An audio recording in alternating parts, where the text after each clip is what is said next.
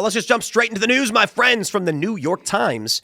Democratic infighting begins in California governor's race. Begins now? It's been going on for some time. Party leaders are starting to panic over the possibility that too many Democratic candidates could hand Republicans the governor's office. Indeed. And here's what I love from the AP. Top California Democrat flops with call for candidates to exit the governor's race.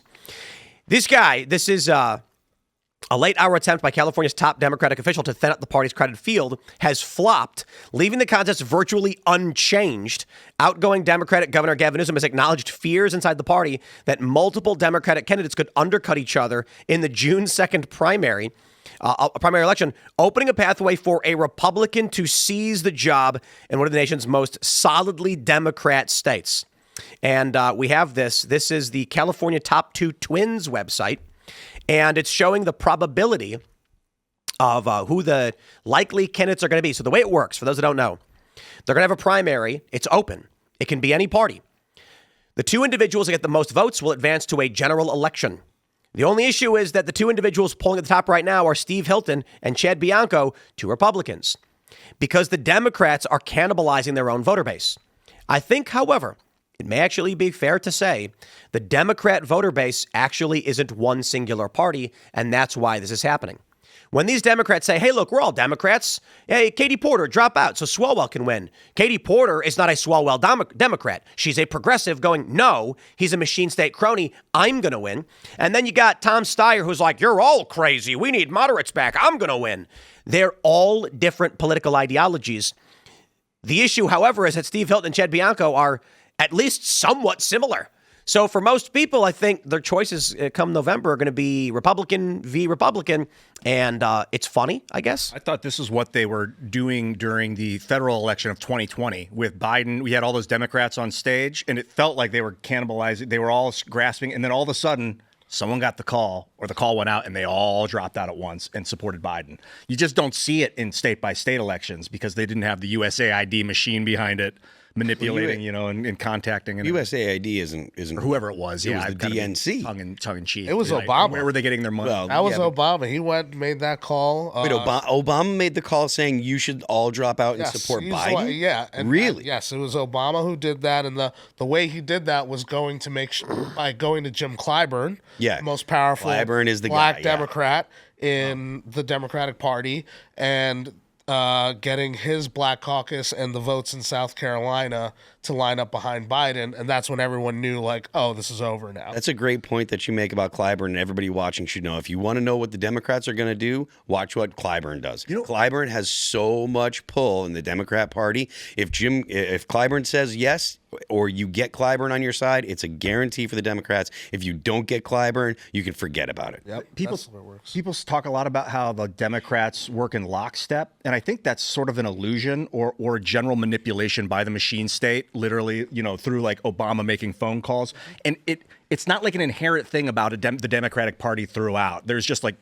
the large kind of machine behind the Democratic Party in aspects. But you can see here, it's just diaspora. I just want to go back to the good old days where no matter what happened, it was always a conspiracy. Like, let's just, you know what? Trump's part of it. He's been in it the whole time. He's the controlled opposition, and he went. No, it's not the Democrats, the machine state.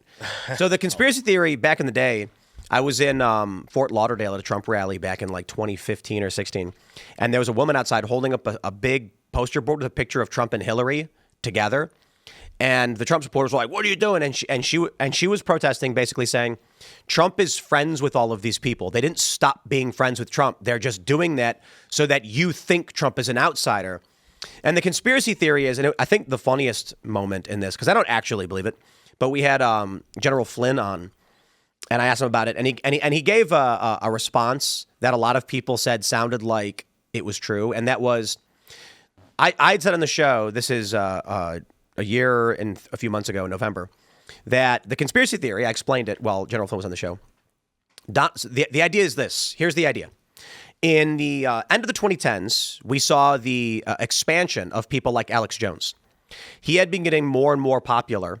And around this time, you saw the emergence of the Ron Paul love revolution. Ron Paul, they saw the makings of an internet-based populist uprising. Ron Paul starts getting a ton of attention. He gets his internet campaign, and they could not control for it because it was grassroots, viral, organic. And so the intelligence operation said, no, we'll just make sure it can never happen. So what do? Well, the problem is if you are the government and you come out and say, hey, do a thing, people will say, no, we'll do the opposite. The conspiracy theory goes that at this point, they said, we need someone who can be our outsider, who can appear to not be like the rest of the political machine state, so that regular people think they're voting for the anti-establishment candidate, but in fact, he's been our buddy the whole time. And they said, Donald Trump. So Trump registers, Make America Great Again, decides he's going to run, and then he plays the anti-establishment heel, right? This is why Bernie Sanders was blocked. Bernie Sanders actually was standing in a gym launching a campaign, very similar populist uprising, but they easily controlled for this. The conspiracy theory goes that Trump was actually the intended candidate to win. And all of this opposition that we've seen with the impeachments, the reason why they always fail and Trump always wins is to convince people that they're voting for the person fighting the establishment. And then Trump declares war on Iran, goes and bombs the crap out of it, kills the supreme leader, and accomplishes what the Bush administration and the Obama administration had been trying to do forever. I mean, going back to Clinton and even Bush Sr., we had the general who came out, Luke Rukowski knows the answer to this, who said we're going to wipe out 7 countries. Wesley Clark. Are you sure? Yeah, nine countries in 7 years. Was it 7? I thought it was 7 countries. The quote. And Iran was one of them. And now you have Donald Trump. People vote for him as the anti-establishment guy. They've never actually stopped him from doing anything. They've just done a bunch of things that would appear to be detrimental, and then Trump gives the machine state it's a war with Iran. Now, again, I'm not saying I believe that conspiracy theory.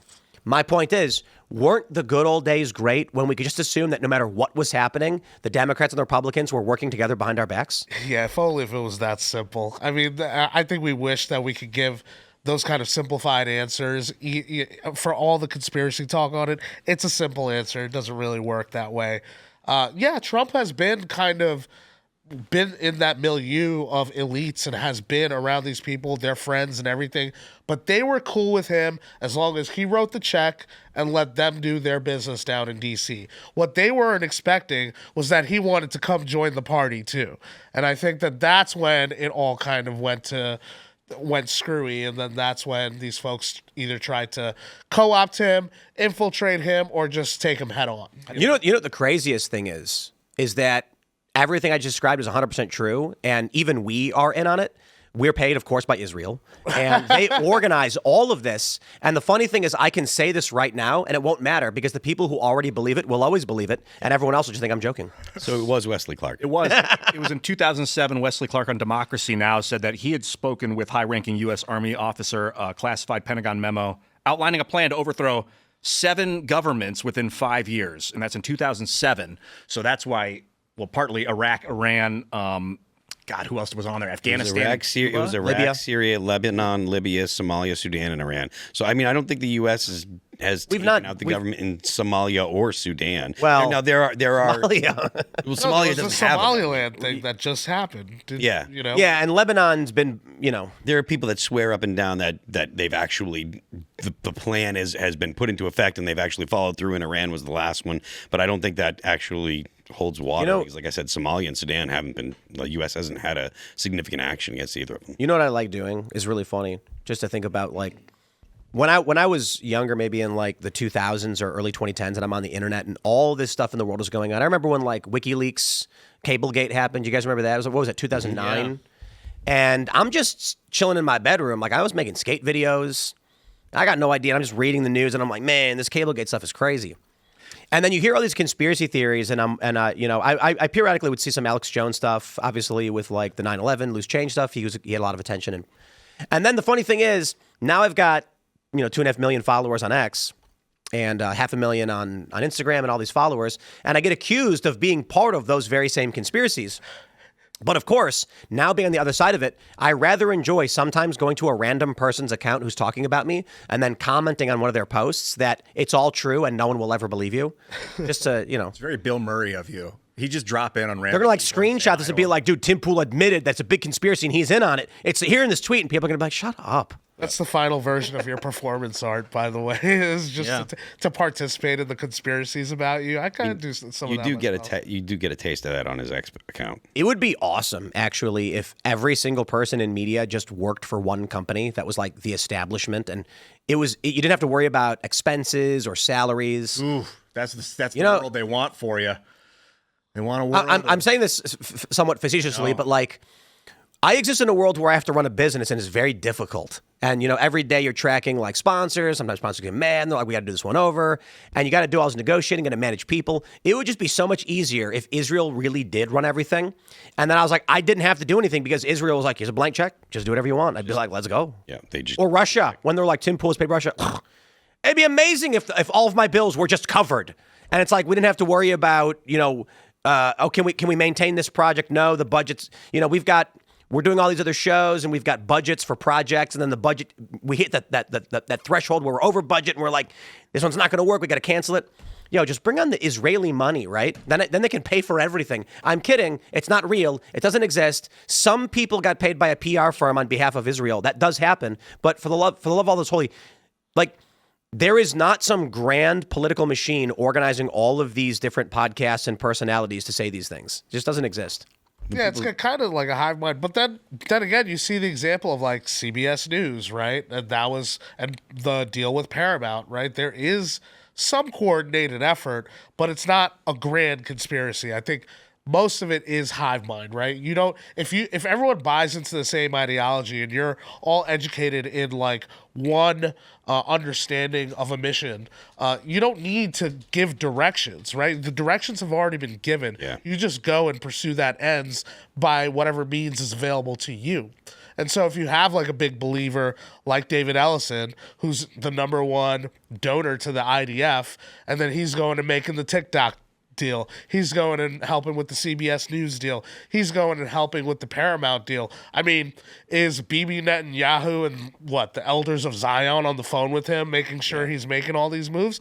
No, they don't need to do that because he believes it on his own. Yeah. And he's willing to do it. And that's actually the real truth about it. People don't want to believe that because they think that there's like this one rat's nest that you could hit, and everything will go back to normal. I mean, that's just not the case. Yeah, I get the same kind of stuff. Like, people think that like because I'm not super critical of Israel all the time that I must be paid by Israel, or I'm not allowed to say things that I think. And it's like, I wrote a piece on my Patreon about how I think that a lot of what's going on in Iran is connected to China and to a broad strategy. Venezuela and Iran both send a bunch of oil to China, and it's like on the long term, it's trying to weaken China. And people are like, "Oh, you're just running interference for Iran. Or for Israel. You're just running interference for Israel." And it's like, no. If you actually look at the situation, like I have a bunch of links in the piece. It's like if you actually read the links and look at the situation, it does make perfect sense. And there's a lot of people that have come out and said since then that this is a lot of it is about China. The U.S. has its own interests, and so the idea that everything the U.S. does is controlled by Israel is just ridiculous. So to throw a wrench in that, then if this is really about China, this Iran thing, right? Why would Trump come out and say we're going to help escort some of this oil that's stuck in the Strait of Hormuz out of the Strait of Hormuz and to be able to be delivered to Asia, essentially China? Well, because it's not specifically going to China. The oil that China was getting from Iran was outside of it was sanctioned oil. So all the stuff that Iran is sending out, it was all like basically undercover. It wasn't like official stuff. So anything that's going out of the Strait of Hormuz that the U.S. is trying to help, it's going to other places like India or to other countries in Asia. Now, is it possible that some gets to China? Sure. But the stuff that was coming out that was going to China was taking 80% of the oil that they got was coming from Iran. Now, that's not 80% of the oil coming out of Iran and not 80% of the actual like electric or fuel power or whatever that China gets. But 80% of the oil that was coming out of Iran was going to China. So like, but any of it going to China, wouldn't that undercut the whole argument? No, if you're trying to screw somebody, but you don't want them to know, or you want to look like the good guy, you take away their prospects and then you give them something. No, China has to buy oil on the international market controlled by the petrodollar. Yeah. Okay. So if China's buying oil and it's through our petrodollar system, that's exactly what we want them to be doing. Okay. And it's not. So you're saying at the end of the day, as long as it's being bought by the dollar, Not as long as that's whip crack, get in line, China. Yeah. And so we're delivering the oil because they're bending the knee. And it's not intended to. It's not like this is going to be a crippling thing to China. This is all stuff around the edges. That's why Venezuela and Iran together are something that is affecting China. If either one of them alone don't really have a massive effect. But if you look, China's stopped flying jets over Taiwan, and there's a lot of pieces that are coming out about the internal struggle going on in China. They thought that the U.S. was in decline, and these two actions have really made China rethink their position on, or their posture on the U.S. Thanks for checking out this clip from Timcast IRL. Make sure to watch the show live Monday through Friday at 8 p.m. Subscribe to this channel, and we will see you all there.